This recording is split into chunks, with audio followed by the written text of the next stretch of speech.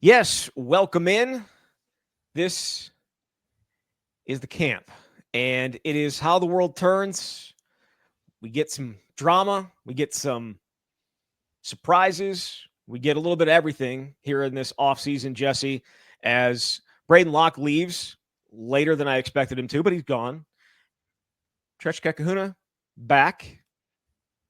A little bit of surprise there, but we'll get to all that. We've got a 2025 schedule that looks like it's the toughest one Wisconsin's ever faced, especially a month of October. We'll get into that. And then obviously transfer portal targets as Wisconsin tries to add some bodies. And they got some scholarships to use to add those bodies. We'll talk about that as well. Before we do, the camp is brought to you in part by Home Field Apparel. It is the official apparel sponsor of the camp. They have the best vintage gear of anybody in the game, college gear, not just Wisconsin, but across the country. If you're looking for a gift for Christmas or the holidays, whatever holiday you celebrate, they have it available up on homefieldapparel.com. Any college, again, they literally have every college you could possibly think of.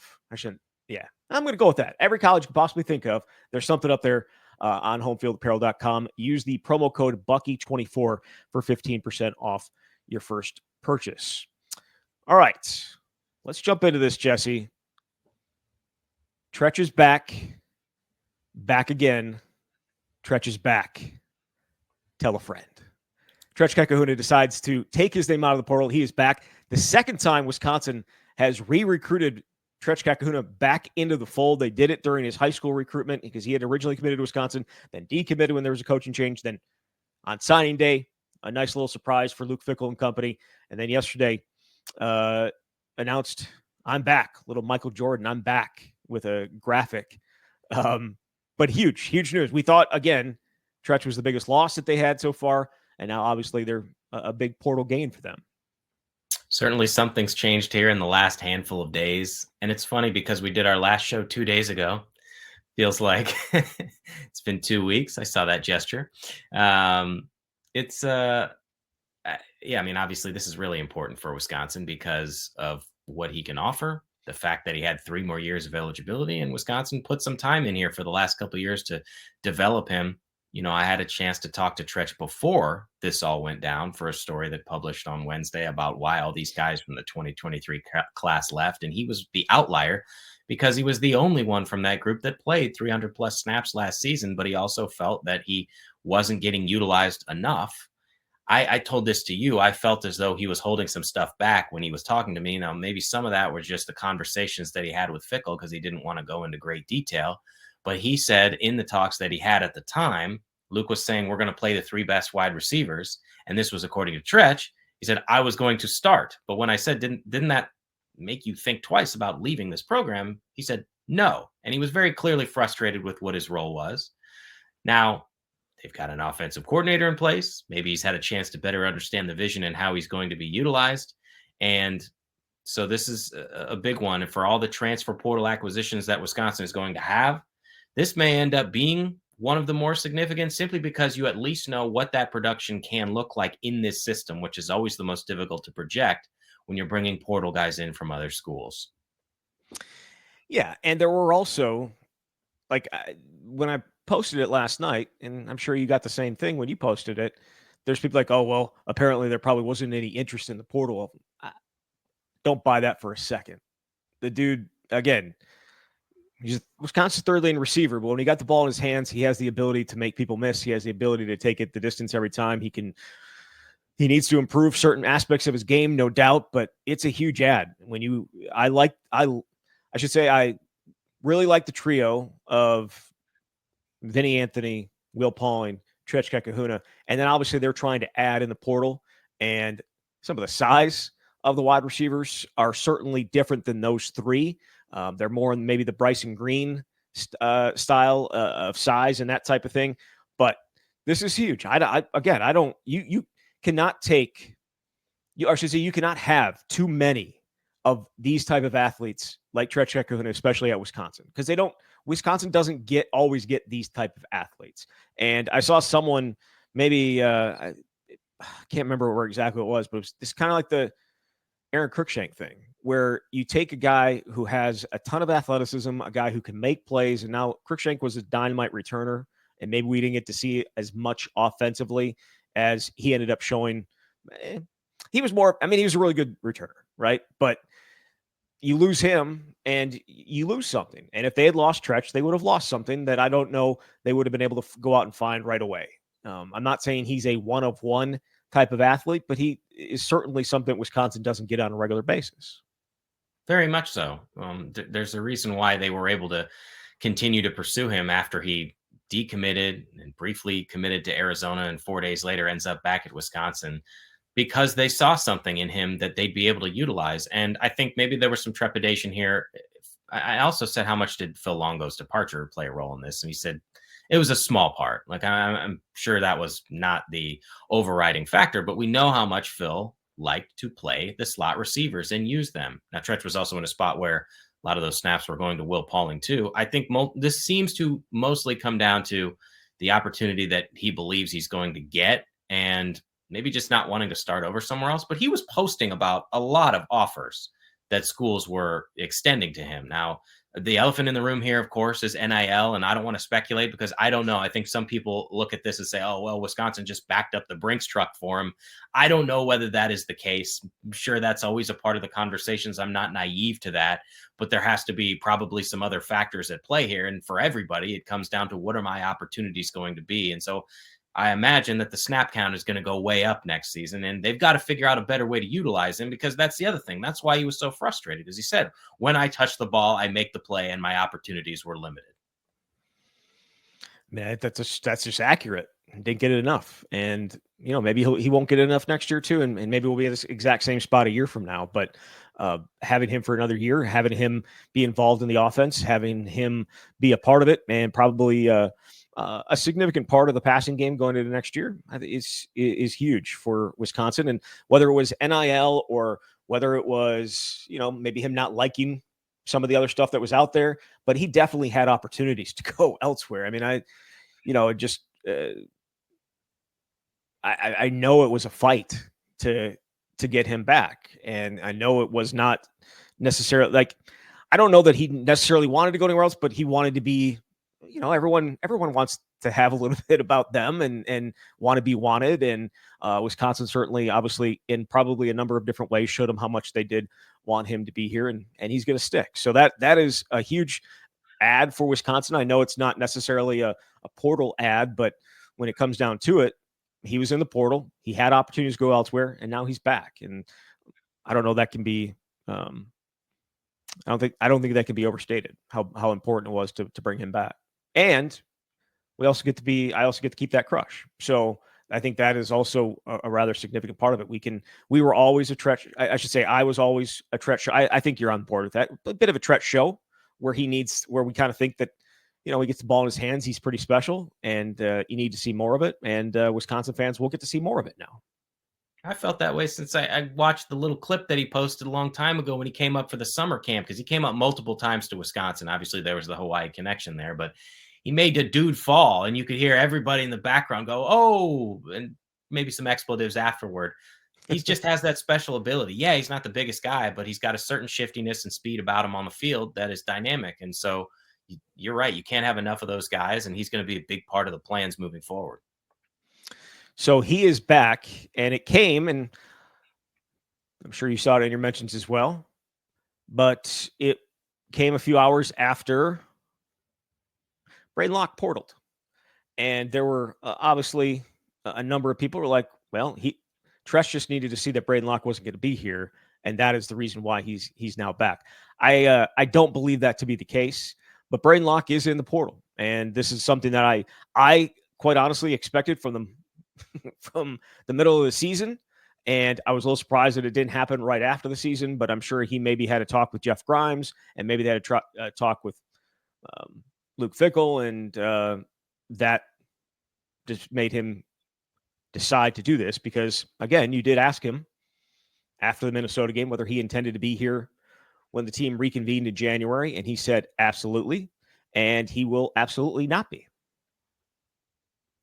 I think in hindsight, he may have felt that way. Certainly, you're also not going to say right after a game, "I'm out of here. This place sucks. I have no future here." But certainly things Certainly could change. if you certainly could if you were upset. Yeah. Look, he came here to play in Phil Longo's version of an air raid offense. We know they had a great relationship. Longo recruited him when he was a junior in high school at Rockwall High School in Texas when Longo was at North Carolina. So that was pretty long standing. And now Longo's gone. Longo got 23 games here. And I don't know that Braedyn was going to be a part of the future, obviously, because they're moving in a different direction. And he had an opportunity. He had 12 games to start. He went 4-8 in those games. And certainly it doesn't all fall on him, but he didn't have the most success. 55% completion rate this season, an interception in 8 straight games, I want to say, and some backbreaking moments. So there were limitations with his game as there are for other people, but they were going to go the portal route even if he had stuck around. And now very clearly they need to go the portal route. And that was the third consecutive offseason where they're going to bring in a guy that they think is better than Braedyn. And so he just is going to cut ties now. I'm a little bit surprised at the timing. I also said, I thought he would maybe stay through the spring at least and see what the pecking order stood, because there's another window. And the fact his younger brother is coming here, I thought might carry some weight, but obviously he realized that this was just not going to be a tenable situation for him, and he's going to move on to a third school. And we'll find out very soon what level of football that's at. I mean, I saw some people saying the WEAC or the WIAC, depending on where you are in this state, but I feel confident he's going to find something maybe a little bit higher than that. But I'm not going to crap on the kid. He did what he could. He did what he could, and it wasn't necessarily the level that Wisconsin needed at quarterback, and so he moves on. The Phil Longo thing, it obviously brought him here. I don't know that. Like I said, I don't like if Phil go gets a job somewhere. I'm not expecting Braedyn Locke to go follow him somewhere. I guess I'll just say that. Like I think that this is that's not what this is about. I don't think. I think this is about his opportunities for next year at Wisconsin that I just don't think existed, or at least were going to exist at a very high level. And so, yeah, they're going to the portal, and they're going to find a guy, and I would assume, are going to find a guy very soon because they need to. And the quarterbacks are obviously the ones that go quickly. And the only problem certainly here is just how many are there other guys at quarterback that are playing right now that are going to, whether they're going to play in their bowl game or they're going to play in the playoff or they're a backup on a playoff team. And do they hold out until after the playoff to announce that they're going to the portal? I have to feel like there may be some behind the scenes conversations with guys and just kind of knowing whether they're going to be available or not. But Wisconsin, the quarterback spot is going to be addressed, and I would expect it to be addressed very, very quickly. I don't think they're in a position to wait multiple weeks for somebody who potentially could go in the portal. There are a number of tremendous options that could help this team right now, because they've got 3 guys left at this point with no experience whatsoever. Maybe Matira played in 3 games for a total of 16 snaps. And then you have the 2 incoming freshmen. Carter Smith may very well be the future, also a true freshman. Braedyn Locke coming in off the ACL injury, so we're not going to see him in spring practice, I certainly would imagine. And so you need a veteran who can help you win right now. And I also wonder, just the approach in general. It's been very quiet. I don't really think this is a situation where they're throwing out 20 offers to guys. It seems like it's more of a targeted approach where they're going to put all their eggs, not necessarily in one basket, but perhaps a handful of baskets to try and go get someone. I think there's a lot to offer here. Hey, you come here, you are our day one starter. I don't even think it's like an unreasonable guarantee that sometimes you might have at other positions. No, if you have experience, we need you right now to win. We have this offensive system. If you fit it, come here. And if you've got a couple of years, even better. There's no way. There's no way. We talked about getting 1. There's no way that you don't have to go get 2, right? Don't you have to get multiple guys? That's the other challenge here. I think certainly if you get a veteran who can help you win now and a younger guy that you can develop, that would probably be ideal. Again, Luke Fickell did say He'd like to have 5 guys in the quarterback room, and my assumption is that's 5 scholarship guys. They obviously have a walk-on, but a younger guy kind of complicates things with the other young guys that you have. So it may just come down to what the right fit is, and I don't know whether it's going to be 2, but that certainly feels like a possibility now because Braedyn Locke's departure comes on the heels of Tyler Van Dyke leaving. Obviously, they lost Cole LaCrue earlier, so that's 3 quarterbacks out and 2 coming in. Yeah, I don't think there's any way that they have to add. I mean, this is you think back to a couple years ago where all the guys left, and I think it was Miles Burkett and I guess Cole LaCrue. Yeah. I mean, he was right. So Yep.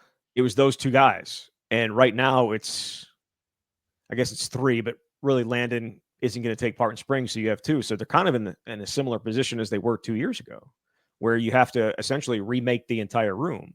Now, Carter Smith is their recruit, right? And same thing with Mabry. So they wanted them here as opposed to Miles, and then I guess Cole kind of, right? I know they sent who was it, Mike Brown out to Colorado to watch like his high school championship game. He's like, oh yeah, let's get him. And so, but this is a little bit different. But they have that year they added how many guys? Tanner Mordecai, Braedyn Locke, and Nick Evers. So I don't think they're going to add 3, but I certainly think they're going to add 2 in some way. But you're right, it's not easy to do simply because of the numbers of because of the other young guys in the room. 2 years ago, you didn't care what Miles Burkett thought about bringing another guy in. You didn't care what Cole LaCrue thought about bringing multiple guys in. So that's, I think, is a little bit trickier than maybe it was 2 years ago. Yeah, definitely. Especially with the talent that you feel like you have, you want to be able to develop these guys. And so if you bring in another young guy, like obviously you want to continue to create competition, get the best players that you can, but that's such a delicate balance in that room more than any other. And so I want to see what this spring looks like with some of those young guys, even though we know that there's going to be a veteran quarterback. I wonder what kind of leap Mabry can make here in year 2. I think this offensive system aligns with some of the things that he did in high school with the multi-back sets and tight ends. And I mean, I think he can really fit into this, even though we've spent a lot of time talking about Carter Smith. So you want to develop and see what you've got there, but you absolutely need somebody that you can rely on here moving forward because you have to win now. And that's, I think, is what we talked about it the other day. Some fans let's just see the young guys, how the young guys are ever going to get better if they don't play. And we heard Luke Fickell say the exact same thing. We don't know until they get on the field and play whether they're going to be any good. But I also need to win now. Like, he didn't say that, but that's what he's thinking, right? Like, he's not sitting here thinking that the 2025 season is just a throwaway. It's definitely not. Like, it needs to be, they need to see improvement that we didn't see this year, or things get really, really dicey. And so it is a situation where, yeah, I mean, I'd like to see Mabry play, and I'd like to see Carter Smith play, but I also think Luke Fickell is very aware of what's going on elsewhere, and what people are saying, and knowing that there needs to be some form of jump in the actual play, if not the record. And whether a guy like Mabry or a guy like Carter Smith is going to be able to do that for him in 2025. Yeah, it's also right now just a numbers game too. I mean, you can't go into each season with 3 quarterbacks in general. So it's more a discussion about if you go and get a 5th. But yeah, very fascinating time here for Wisconsin football. They're going to do something they didn't want to do, but they're in a spot where they have no other choice. Again, they can continue to say they don't want to go to the portal, and he can keep on saying that, but that's just the way the college football is now. You can not want to be a portal team, but that's what it is. It's a portal universe. Unless you're Clemson or the service academies, you're going to have to add guys to replace guys. And I know you don't want that at quarterback. You want to be able to develop guys, and maybe they'll be able to do that with Mabry and Carter Smith. But the last time we saw Mabry was middle of August. And so we don't know exactly where he's at, but he wasn't advanced enough to play ahead of a struggling Braedyn Locke. Before we move on from Braedyn Locke, what will be your lasting memory of him? That's a Do good you want me to go question. first That's a good question. Yeah, sure. so you can think about it? Mhm. Asking him if he saw the guy against Penn State. And yes, I saw him. No, I'm kidding. Look, was that mean? I don't think you are kidding, but that's okay. I'm not kidding. Go ahead. Sorry. You're good. I don't know, man. I mean, obviously he struggled and the quarterback takes the brunt of the blame, probably rightfully so when you're the trigger man every time. He at least showed up to answer the questions. And it's the same thing you could say about Graham Mertz. And from that standpoint, I guess he tried his best, but it wasn't good enough. I mean, the 4-8 as a starter is really all you need to know. He showed up and answered the questions. Not everybody does that. Kind of. The Yeah. quarterback always has. Like I mean, we can give Braedyn Locke credit for that, but in your time at covering Wisconsin, has the quarterback always showed up? Yeah, they answer the questions to varying degrees of. But like Graham was great, and I have he always answered, and it was rarely short answers, which I think at times Braedyn Locke had some short answers, especially after that Penn State game. But the quarterback always shows up. I don't know why we're just. Jack Cohn didn't talk a ton, right? He wasn't much of a talker. Yeah. But that was before the games, after the games, in the middle of the offseason. He just didn't talk. Alex Hornibrook was a talker at the beginning of his career, not so much towards the end of it, but that's probably because he got burned once or twice. Joel Stave always talked. I don't know why we're giving credit to guys for doing exactly what you are supposed to do as a quarterback. You come and you get a lion's share of the blame, and sometimes you get a lion's share of the credit. That's just what comes with the job. Like, you have to show up. Great. He showed up. That's awesome. Fantastic. What did he do on the field? I think that is probably the bigger, like. Yeah. It was mostly unsuccessful is what it was for all the excitement that the transfer portal additions brought. Tanner Mordecai didn't live up to expectations. Nick Evers never played here. And now Braedyn Locke is gone. It sort of just speaks to the transient nature of not only the portal, but in particular quarterback play in general. So he was here 2 years and it's on to the next. All right, let's move on. Let's talk a little. Do you want to go portal targets here? Sure, because the quarterback spot is the spot that a lot of people are focused on.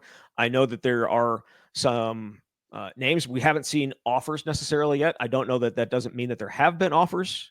I don't know that means they haven't, I should say, given out offers. But I think that's still a process.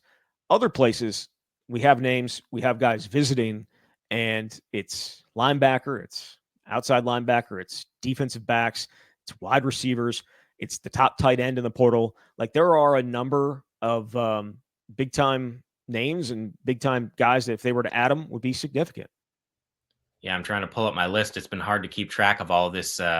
It's like rapid fire dudes posting about their offers and visits being set up. But very clearly, as you mentioned at the outset, they are targeting a bigger bodied wide receiver to fill that Bryson Green type of role. There have been, at least at this stage, a half a dozen known offers to guys that range from 6 feet tall to 6'4", Kansas State's Trey Spivey. And so that's very clearly an area of need. Son of one-time Brewer Junior Spivey. But go ahead. There you go. So that's notable, and remains to be seen how much success they'll have there. But now that they have Trech back in the fold, there's at least 10 scholarship wide receivers. And they said they wanted to get bigger, and they certainly seem to be doing that in their pursuit of especially edge guys and defensive linemen. They've targeted every position on defense, basically. And offensively, it's only been, for the most part, wide receiver, quarterback behind the scenes. Excuse me. And if you can get the top tight end, you do it, but you have the numbers. So it's been interesting to see what the approach has been. And the other thing is, this goes back to something Luke Fickell mentioned a year ago. I think we're seeing where they're targeting. A lot of them are lower level kinds of guys. They seem to be interested in high productivity guys, maybe at the FCS D2 level, that they can bring up. And I went back and found this quote because Luke was asked about it a year ago at a time when they had pursued some FCS people. What do you like about some of those lower level guys, or is that something you're interested in? And he really likes bringing in people who have had success that want to challenge themselves at a new level. He said, I love that. And he talked about when they were at Cincinnati, they were fortunate to bring in guys. He mentioned somebody from Rhode Island, MAC guys, because he feels like they come in and they have an edge. And it's a mixed bag. We've seen it with the last two portal classes, Nizier Forkner and Elijah Hills, very good ads. John Pius maybe didn't live up to the expectations. Brandon Lane didn't play very much this past season, but has another year here. So I think that's been notable too when you consider linebacker from Chattanooga, D lineman from Rhode Island. Even of their 30 portal additions on scholarship the last 2 years, 14 were non-power 4 people. Yes, and varying degrees of success, right? Like we talked about the other day, Nizier, big time ad. Elijah Hills, big time ad. Guys coming up from lower levels that certainly helped Wisconsin. I'm trying to think of is there anybody else that came up from a lower level that has really stood out these last 2 years? Only 4 out of the 30, I believe, are like FCS D2, and they're the 4 that I mentioned. But obviously, there's a lot of guys that were so-called non-power 4, but they're still playing FBS level football. Right. So, all right. So some of those lower level guys, help me out here. And just in terms of, I mean, so like Brandon Lane came up, right? He was one of those lower. We'll see him again. Get another chance with him. I mean, are we calling Cincinnati a non-power 4 school because they're in the Big 12 now? At the time, it was, but that's a little bit harder. I think that's easier to translate the success. But the tight end played at Ball State, one of the best tight ends in the country, racked up huge numbers. Alex Mitchell, the linebacker from Chattanooga, had 100 tackles. So they're really going after productivity that they think can instantly translate. Yeah, and Alex Mitchell among the guys that are going to be coming on visits. Looks like he's taken 3 visits within about 5 days.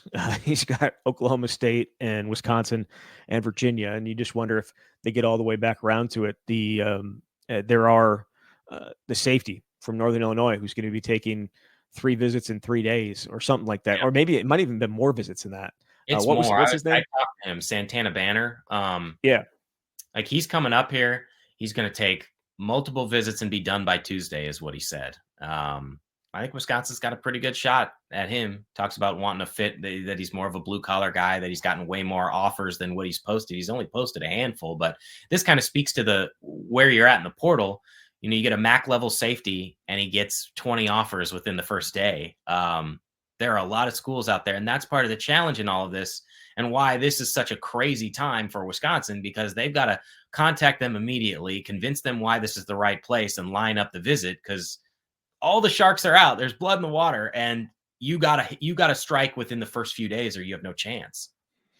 Any surprise at some of the guys that have left and some of the offers they're getting? It feels like James Thompson Jr. has gotten an offer from everybody. Yeah, I mean, we've seen defensive line in particular and experience on the defensive line. That's going to get you a lot of opportunities. Yes. Yeah. So of the guys that Wisconsin has offered, is there anyone that like jumps out at you and says outside of the tight end, is there anybody that jumps out and be like, God, that'd be a really good ad? Well, they've got, so I'm looking at my list here. Like there are a handful that they've offered of, like Gabe Powers is a linebacker from Ohio State, Mason Riegers at Louisville. Both of them are visiting. Guys that are already at the major Power 4 level, I think. Maybe that translates better. It's just so hard to know, honestly, because it's a mixed bag. I mean, it definitely is. And again, as we're recording this, we are fully aware that things are going to change. And so there will be news and we will react to it when we have a chance to. But that's just this time of year. I don't think we should take the blame for this time. Like we've been taking the blame. We've been taking the blame for it, or the credit, depending on which one it is. If it's good news, we take the credit. If it's bad news, we get the blame. But this time of year, I think it's just going to be we're going to get off and stop talking about this, and then 3 seconds later, there's going to be something big, and we'll talk about it when we get to talk about it, right? We'll just do another show. No problem. No worries. That's the beauty of YouTube. It's the beauty of podcasts. I don't have to like have a certain time to be on the air or anything like that. I can do what I want. I can do whatever I want. It's the beauty of it. All right, let's jump into that schedule. Oh my God. Wisconsin's 2025 schedule. We knew the opponents. We knew it was going to be brutal, right? We knew what they had in the non-conference with Alabama going down to Tuscaloosa. I assume some people are still holding out hope that Alabama's AD will just wipe it off the schedule, but probably not. So you knew what you had there, and you knew the teams that you're going to be playing. But then when you put them on a schedule, and you put them on a schedule in the way that the Big Ten did, and you wonder who Chris McIntosh or Luke Fickell or somebody pissed off the schedule makers with the Big Ten, because they play a 4-game stretch that I think may be the toughest that they've ever faced. Because and this is on par, I think, right around, at least going into 2016, of what the start to 2016 was like. And we talked about the 2016 schedule when we were talking about the 24 schedule, but this October, you go to Michigan, you get Iowa at home. You haven't beat Michigan on the road in the Big House with fans in the stands, I think, since 2010. You go to, or you get Iowa at home, a team that just beat the heck out of you 42-10, put 329 yards on you, and was scoring touchdowns late just to rub it in. You get Ohio State at home, who you haven't beaten since 2010. And then you go to the number one team, currently undefeated, the number one seed in the college football playoff, and one of the toughest places to play in Austin in October. That's your 4 games in October. It's insane. And that's not even talking about having to go to Indiana or face Washington or go to Minnesota or get Illinois at home. Like that's after that. It's just an absolutely insane schedule. And it is right up there with facing a top 10 Michigan or a Michigan State team, and then Ohio State, and then I should say Michigan State, Michigan, Ohio State, and then I think it was at Iowa, and then Nebraska at home. It was like, but this is on just a different level. Insane. Yeah. Kerry Kenny, who's the Big Ten's chief operating officer, was talking about the schedule, and he said when they were looking at Wisconsin's, 2 things stood out. First of all, Wisconsin is in the unenviable position of having already scheduled Alabama. This is what's so crazy, is this home and home series was such a big deal in 2019, and it still is, but it was at a time when the Big Ten didn't have 18 teams and didn't look like this, and you had no idea of knowing that this was going to exist at this time, so it's already on the schedule. And he said that front-loaded thing sort of complicates things for Wisconsin, and I'm paraphrasing, but the way they structured the schedule in October is he called it a mini season, and therefore that's why they slotted the bye weeks around those 4 games. So they end the September, and they've got a bye. Then they have to play these 4. I mean, I don't really know if it matters when you have the bye, but that October is insane. And you look at just the schedule overall, the only 2 games on the schedule, I think, of teams that have a losing record or aren't going to the postseason this year, Maryland and Middle Tennessee, and that's it. There's just, you look at the schedule and you think, well, where are the winnable games coming from? Illinois is ranked 20th this year in the college football playoff. Alabama obviously didn't go, but they're 11th. And I don't think November is a cakewalk. So it's incredibly difficult. One of the hardest schedules that I think they've had. And I don't know what you can do about that. Well, I mean, there's nothing you can do about it now, but the fact that Wisconsin's playing that, and then you go and look at Indiana's schedule, not just this year, but next year, and it's like, I don't know how exactly this is, how this happened. And then you go and look at Wisconsin's schedule in 2026, and it's like, that's a Big Ten schedule. That is a fair Big Ten schedule. You're not playing every big time team every other week. it's irrelevant. You know what? I don't even. It's not even worth complaining about, or even like talking about that whatsoever. It doesn't matter. It's the schedule. So how do you navigate that schedule? And you're right. It is a little bit of a mini season there in October with the 2 byes sandwiched around it. But we don't know how good Michigan is. But they went out and got the number 1 player in the country, and will probably be starting him. And that's going to be obviously a huge challenge. Iowa is going to be Iowa, and Wisconsin has lost, was it 3 straight in that, or 3 straight in that, 2 straight in that series. At home in 23 and at home. No, they've lost 3 straight. Did they lose in 22? Yeah. They did. Down there. Graham threw a pick 6. Yeah. So they've actually lost 4 of the last 5 in that series. So I don't know that you're putting that one anywhere. I mean, it's not like it's not winnable at all, but you go down this list, there's not a ton of games you just say, that's a win, that's a win, that's a win. I think that there's maybe 3 games that you could sit there and say, that's a win. You would hope, which is the 2 to open the season against Miami, Ohio, and then Middle Tennessee, and then your Big Ten opener against Maryland, which is also at home. Other than that, I don't know that there's a single game in that schedule you say, yep, that's a win. I think you could pick out the losses for sure. Alabama, at Michigan, Ohio State, at Oregon. Those are, I feel pretty confident they're going to be significant underdogs in those games. Again, all this could change. Wisconsin could go get a quarterback and all of a sudden be just completely different. We could be talking about this completely different, but you look at the schedule, it is a absolute bear, and I don't know where the wins, a ton of wins come from. There's going to be a lot of toss-ups, and Wisconsin needs to win those toss-ups, and they have not won those the last 2 years. Right, and that's the thing, is if you look at the fact that Luke is 12-13 since the start of 2023, of those 12 wins, only 3 have come against teams that actually finished with a winning record. Rutgers in both seasons, South Dakota, which is an FCS team, a very good FCS team, but again, a lower level team nonetheless. Western Michigan right now is 6-6 going into a bowl game that I've never heard of. So they could be a 4th team that ends up with a winning record, but they have not won really any game of consequence. And a lot of these teams are going to have winning records and be very good next season.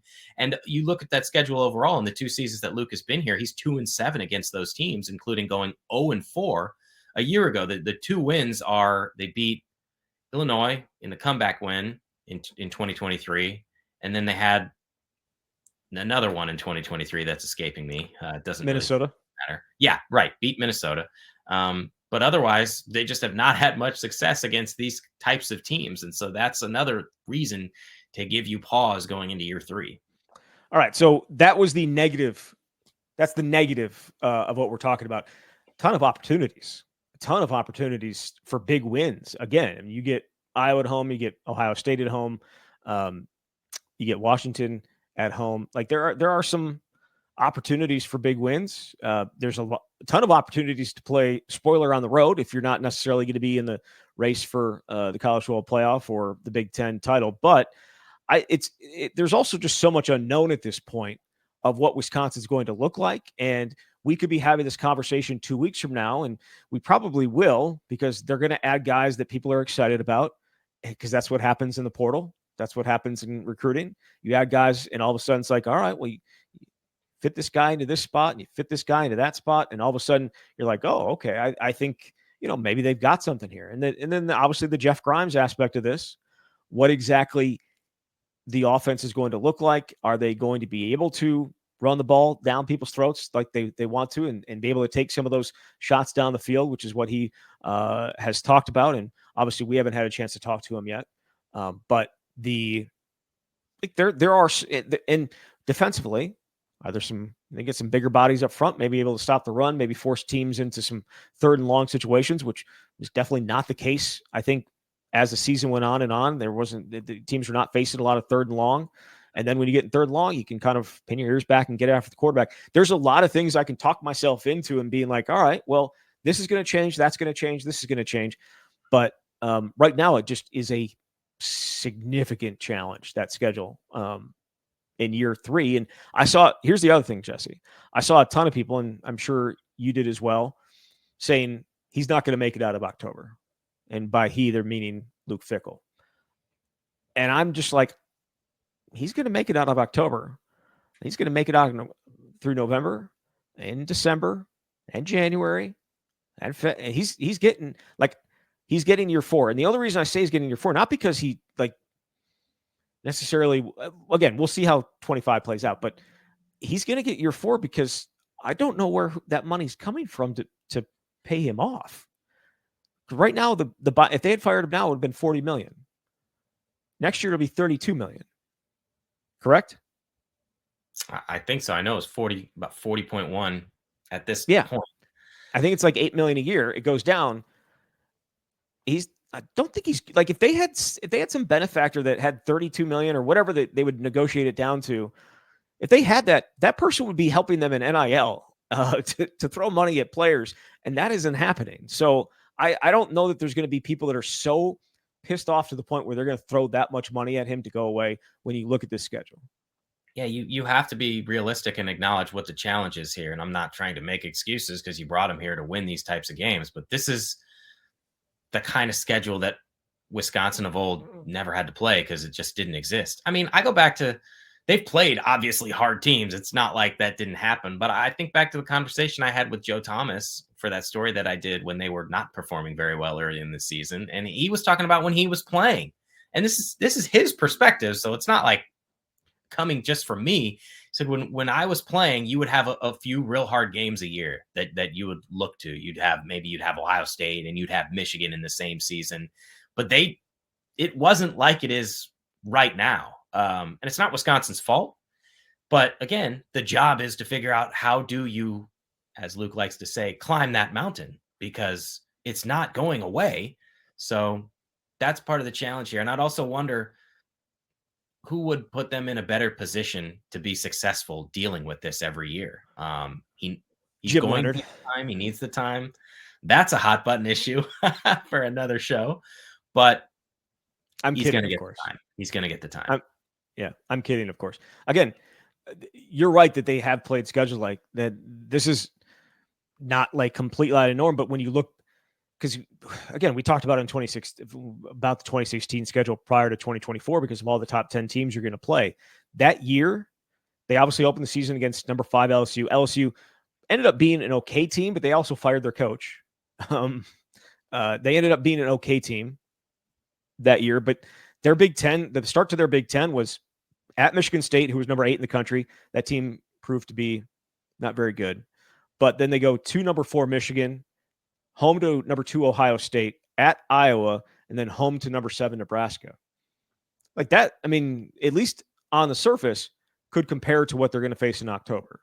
But it's a little bit different because in 2016, they were coming off a successful 2015. They had, won the Holiday Bowl, and Paul Chryst had won 10 games in his first year, and you're just there's momentum and there's excitement and there's, feeling good about the future of the team, and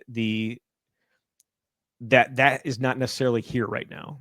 There's just a lot of doom and gloom about it. And so I think it just looks different. And,